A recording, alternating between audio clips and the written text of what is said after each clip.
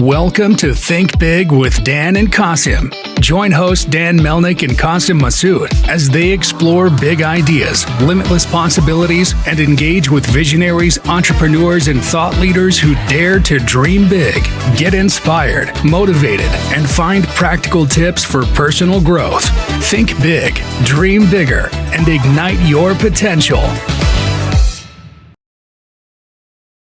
Welcome to the Think Big with Dan and Qasim. Today, our guest is Emmy. Emmy, how are you doing today? Great. Thank you for having me. Awesome. So, Emmy, let us know where you live and what you do. I live in San Antonio, Texas, and I am an e-commerce consultant, and I help people with product development, sourcing, and launch on e-commerce platforms and beyond into retail as well. All right. So, e-commerce field is a pretty big field, and I'm not sure who are your ideal customers, who you help. Well, that's a really good question. I myself actually invented a product, pet product, in 2017, and I found that it was very, very difficult. Even though I'm a very educated professional, I found that there isn't really a straight path. There's a pretty easy path if you were trying to just launch something that is, already exists. But if you're trying to create something new, really the only path that I saw was like go on Shark Tank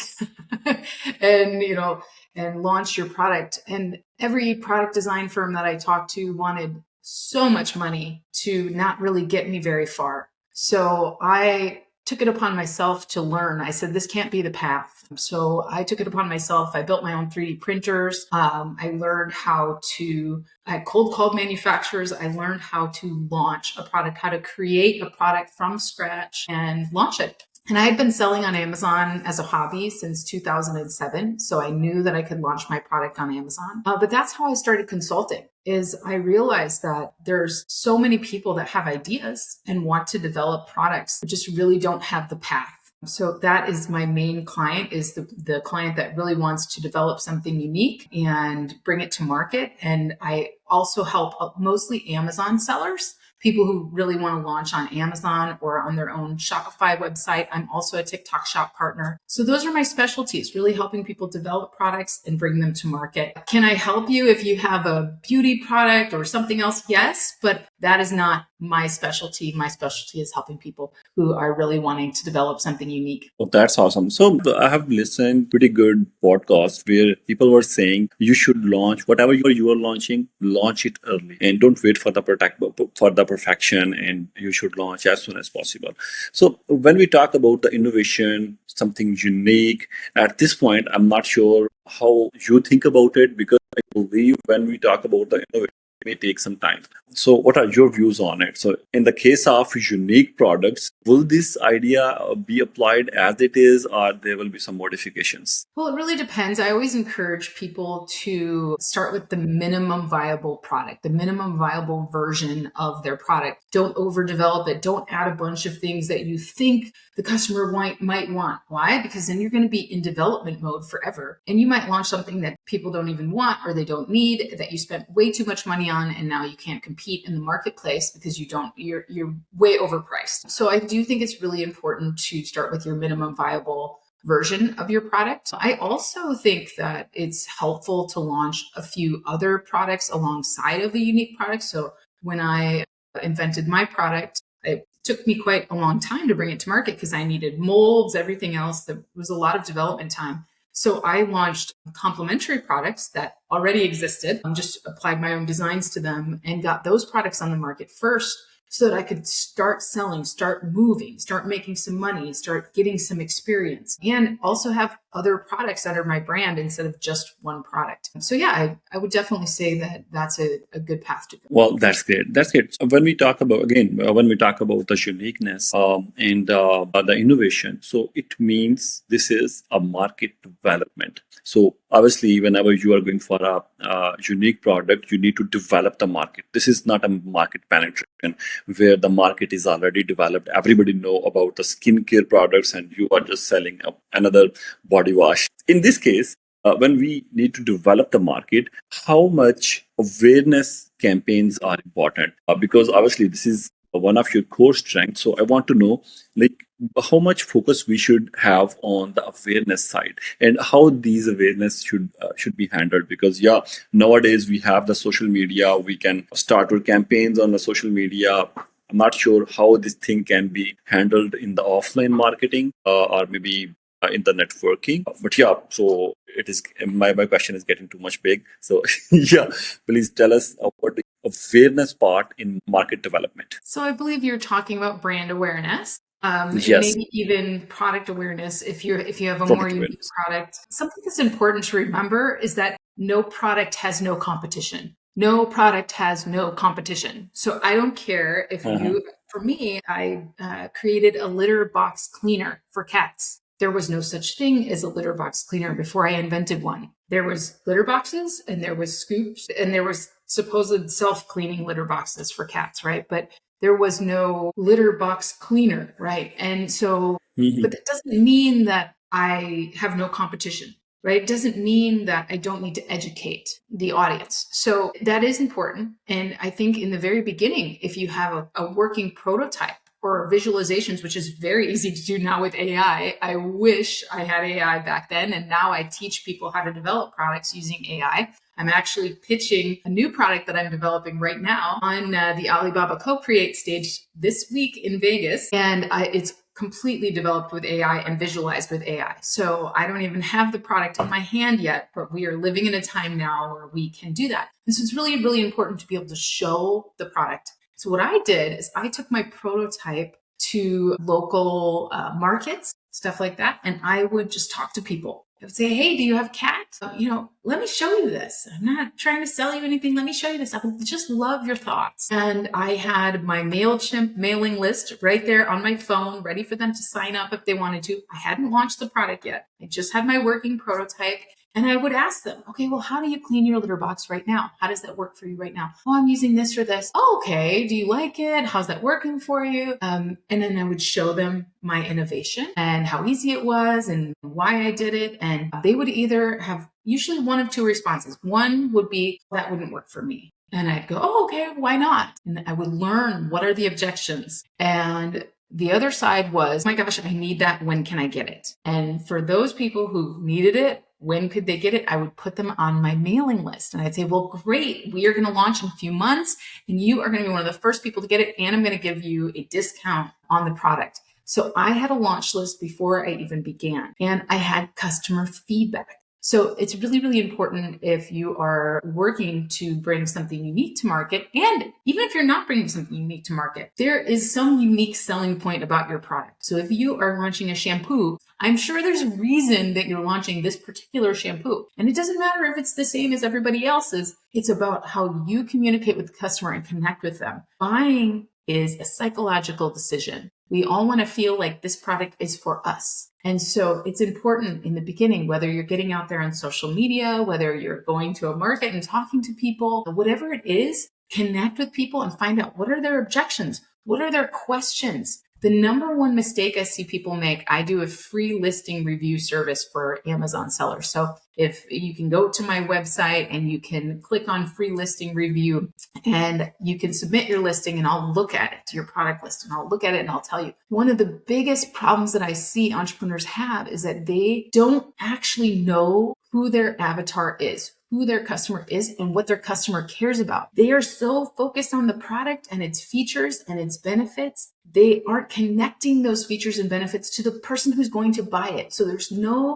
psychological connection there. There's no emotional connection and they aren't converting. So I take people through a 7 photo strategy. So this is the order of photos you need to put your product in order for people to actually make a buying decision with you. And we find when people do this, when they put their photos in that order of the buying decision process, it immediately increases their conversions by 30% or higher. Awesome. So if we talk about your product as an example, and as you said, there is no business without competitors. So what are your differentiators in this product? Because I believe this is a complete new thing that was not available in the market. Whenever we launch something, whenever we are doing any business, we always think about it. Like we always think about the differentiators, about the USPs.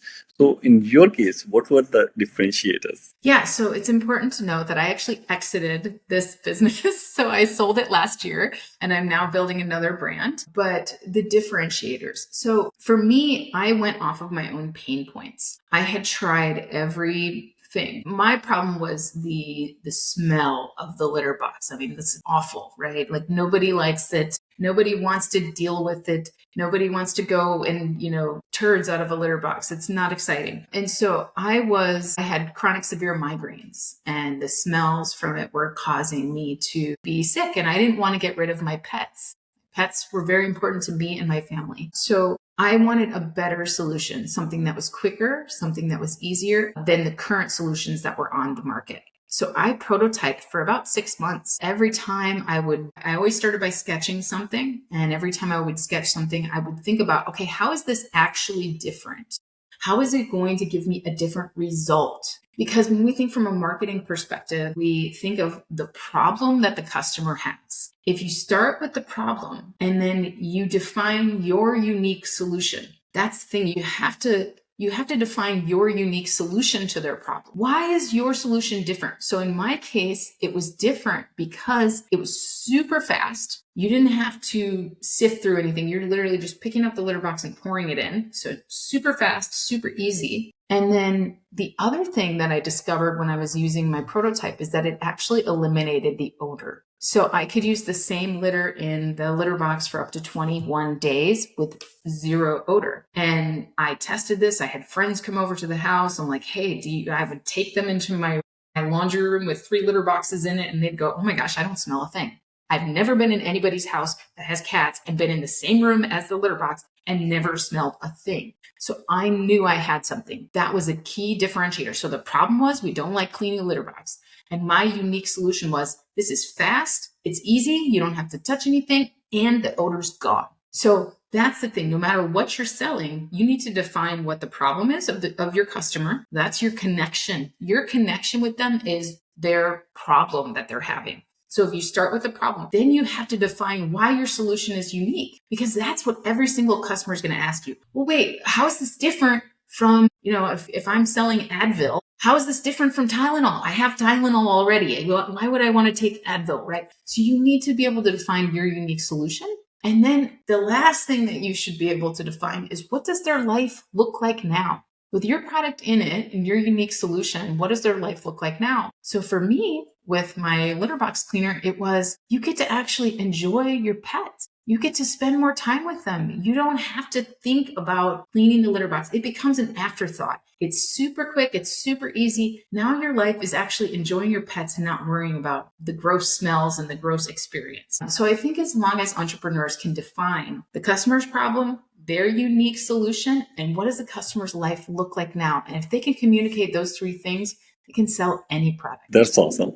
Well, thank you for this. So, every day there are new businesses in the market, and every day many businesses are shutting down as well. They burn out. So, can you share one challenge with us? Because most of those entrepreneurs are facing different challenges and they are not able to cope up with those challenges. So, that's why they just shut down. And in this case, can you share one challenge, interesting challenge, or the biggest challenge that you have ever faced in your business, like in terms of business, not in terms of product? Well, Qasim, there have been so many challenges. And I'm sure.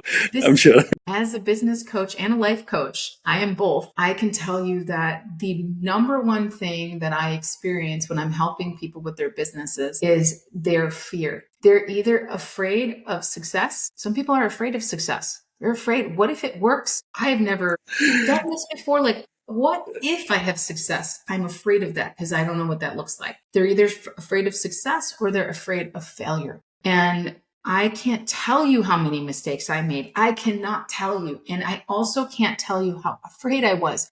I have never done something like this before. I left my 6-figure job in cybersecurity to be an entrepreneur. I had a steady job. I was paying the mortgage for my family. I was the breadwinner. I was all these things. And I had grown in my career to the top of my career. And here I was about to venture off on something crazy. So that was, I would say, the first and most largest challenge I had was believing in myself and being able to be strong enough to quit my job. And I did. And I had nightmares for 2 weeks. I was afraid that I wasn't going to make it, all the things. And even though I had done all this planning and everything, and then during the business launch, I had made so many mistakes. I made $20,000 shipping mistakes. I had backers. I had like a GoFundMe. I had backers, and my mold maker actually made too many mistakes when they made the mold. They cut into it too many times, and I had to completely start over. It delayed my project over 6 months. And so I was afraid of what people might think, but I was just transparent. And I said, hey, we have to start over.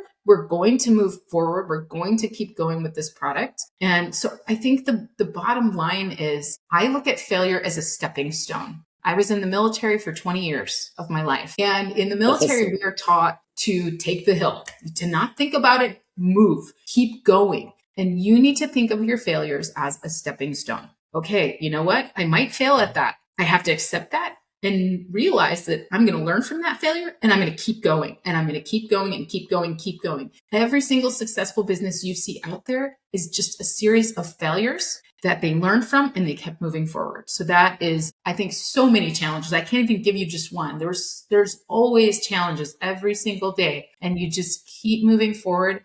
And you got to get over your fear. Fear is just something in your head. It's not something that's real. And when you let it be real, instead of just going, oh, I'm afraid, it is a little scary. Yep. But guess what? What if it actually works out? Keep Yeah. going. Yeah, makes sense. Makes sense. Awesome. Obviously, every day comes with a new challenge, and this is a special gift for the entrepreneurs. Yeah, exactly. Exactly. Awesome. Well, at the end, please give us your biggest piece of advice for our audience who are entrepreneurs struggling with the challenges, or the ones who are planning to start their own business. I would say the biggest thing that you have to be successful is grit. You have to be able to believe in yourself and focus on what you are doing. So I remind people all the time, comparison is the thief of joy. Don't worry about what everybody else is doing. Focus on your vision and your goals and what you want to achieve. And of course, that doesn't mean skip the validation of your product idea or your business idea. Validate it. Talk to people. We've talked about that during this podcast. But keep going and don't listen to the noise around you. Keep your head down. Keep moving. Keep going towards your goals. Don't worry about what everybody else is doing. And before you know it, you'll get there. And people will be asking you. People ask me all the time. They're like, Amy, how do you do everything that you do? How do you get it all done? And my answer is, because I don't worry about what everybody else is doing. I just focus on me and my goals and my customers, and we keep moving. And then at the end of that, I've accomplished all these things because I'm not over here following everybody else, worrying about what everybody else is doing, getting disappointed when someone else achieves something and I am not there yet because I'm not paying attention to them. I'm only focusing on what I'm doing. So that's the thing. Be laser focused. Don't compare your journey with somebody else's. You are the creator of your own future every single day. Awesome. Well, Lemmy, thanks for this beautiful advice. So at the end, please let our viewers know how they can reach you if someone wants to. You can share your website or social media, whatever you want to share. Sure. My company is called Amazing at Home. The reason we're called Amazing at Home is because a lot of us start at home, right? And I have helped people build 7 and 8 figure businesses out of their homes. So we are Amazing at Home. You can go to amazingathome.com. You can follow us on social media. We have YouTube, we have a podcast, we have a LinkedIn, we have, we're on Facebook, we have a Facebook group. But yeah, you can go to our website, amazingathome.com. We have a free listing review. We'll check out your listings. We also have a program called Ask Amy, where you can ask me any business question that you have, and I'll send you a personalized video from me. So check that out. I'd be happy to connect with you, happy to help you out. Awesome. Well, Amy, thank you so much for joining us today. I really enjoyed the conversation and learned a lot of things. Well, thank you. Thanks for joining us today. Thanks, Qasim. Thanks for having me. Thank you. Have a good day. Bye-bye.